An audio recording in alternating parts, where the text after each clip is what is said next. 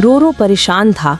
उसकी हर कोशिश फेल हो चुकी थी और डोडो की तबीयत रोज बदतर होती जा रही थी। तभी उसे अपनी दादी की सुनाई हुई पुरानी कहानी याद आई। एक पुराना दरख्त जो जंगल के अंदर छुपा है, जहाँ एक जादुई फूल उगता है जो हर बीमारी का इलाज करता है।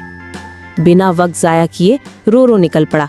बर्फ से भरे जंगल में ठंडी हवा, अंधेरा और तन्हा सफर। उसके कदम बर्फ में धंसते जा रहे थे, लेकिन उसका दिल कहता था डोडो को बचाना है। कभी पत्थर आए, कभी झाड़ियां, कभी अंधेरे ने रास्ता छुपाया, लेकिन रोरो हर बार गिरा और फिर उठ गया। उसके जहन में सिर्फ डोडो की मुस्कुराहट थी। आखिर बहुत मुश्किलों के बाद रोरो ने वो जादुई फूल ढूंढ निकाला, रोशन, चमकदार और खुशबूदार। लेकिन क्या ये फूल वाकई डोडो को बचा पाएगा? जारी है।